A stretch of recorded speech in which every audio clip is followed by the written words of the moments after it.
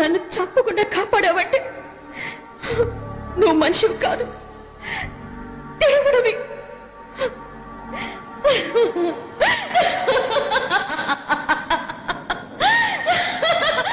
అన్ని నేను అంటాననుకున్నావు కదూ? అనను. నేను అందరిలాంటి ఆడదాని కాదు, నీలాంబరిని.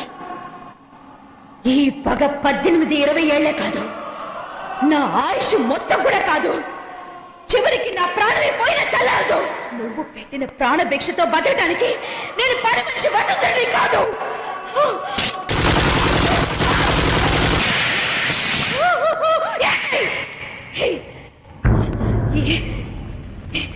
ఈ జన్మలో నువ్వు గెలిచావు.